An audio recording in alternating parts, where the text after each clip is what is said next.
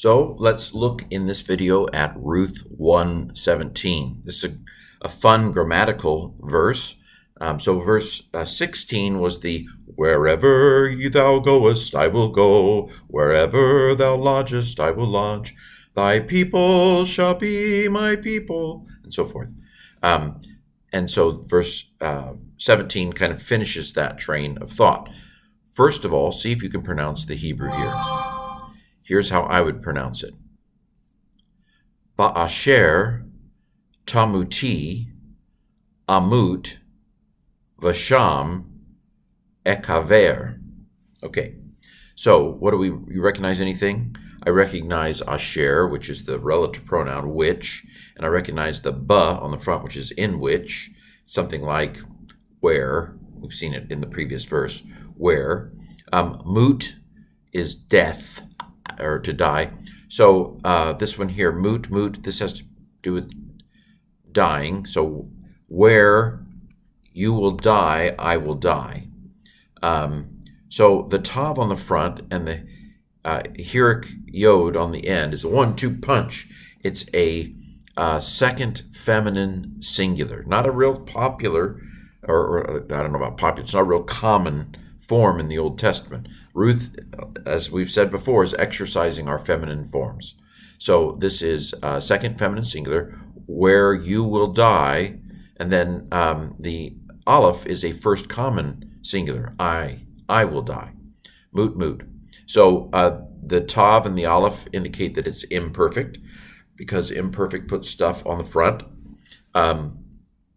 So this is imperfect, a G or call, imperfect, second feminine singular from mut, and then this is a call, imperfect, first common singular from mut. Where you will die, I will die.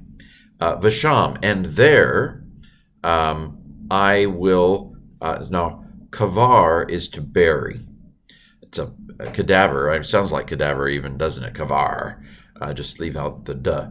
But anyway, the aleph tells me that it's first common singular again, imperfect. But what stem is it? That's a good question. I notice we've got a doubled first consonant. What's going on there? Let's see. Well, if we break it apart, you've got the aleph, which tells me it's first common singular and imperfect. But there's a nun assimilates when no vowel separates.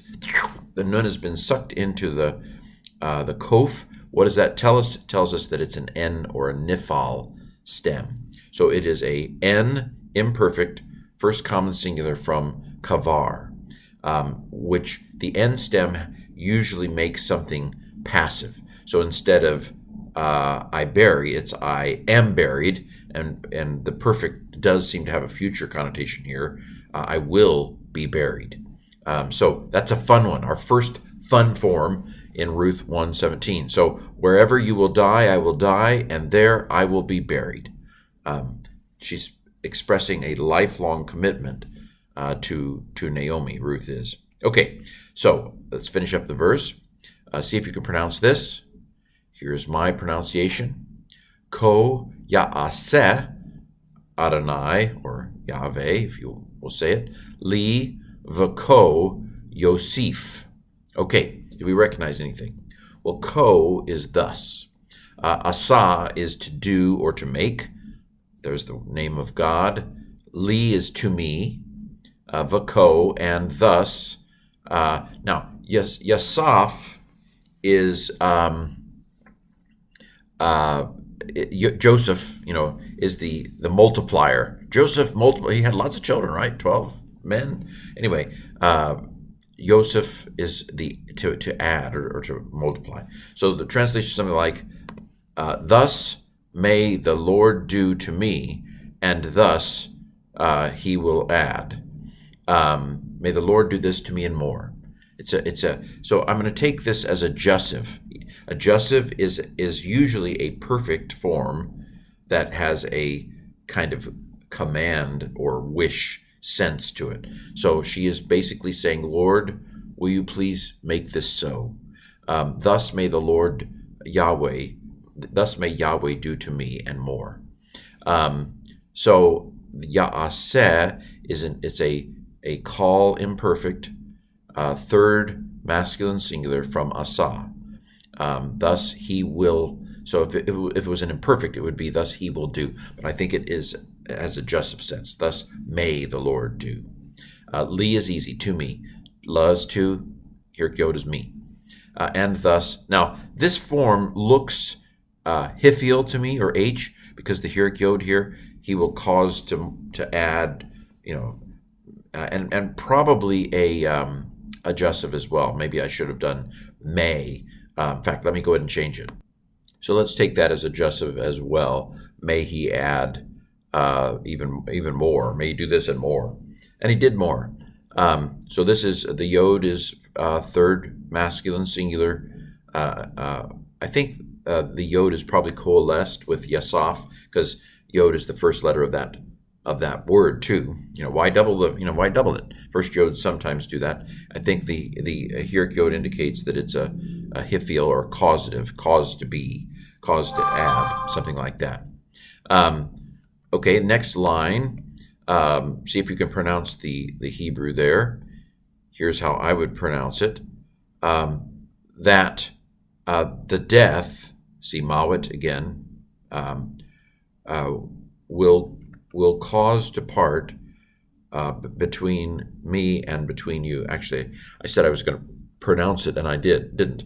Ki hamawit, ki hamavit, yaf reed, beni, u, ve nake.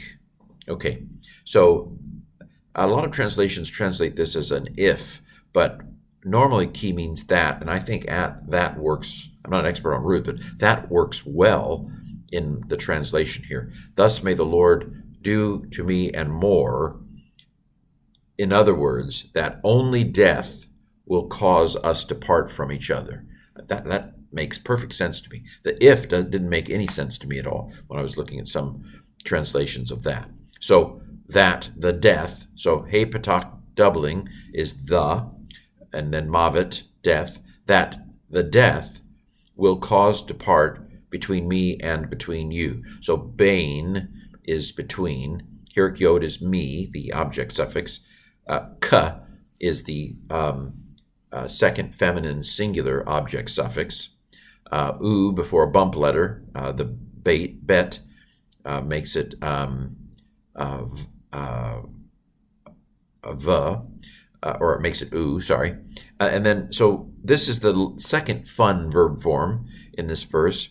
It might be Yafa read.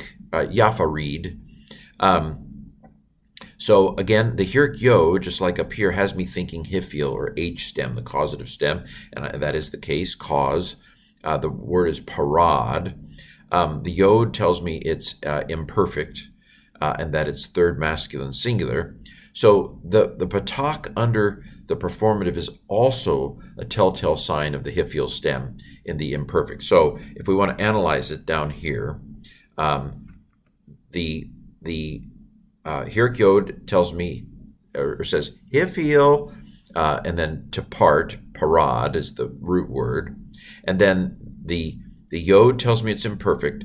The patak confirms that it's Hiph'il, and the Yod tells me it's third masculine singular. So this is an H imperfect third masculine singular from parad, it will cause to part. So that only death will cause a parting between me and you, which is very sweet, a sweet verse. These are my favorite verses in Ruth, previous verse and this verse. Wherever you go, I will go. Wherever you lodge, I will lodge. Your people will be my people. Your God will be my God. And where you die, I will die, and I will be buried there. And may the Lord do this and more to me, so that only death will cause us to part from each other. Anyway, sweet verse. This has been Ruth 1:17.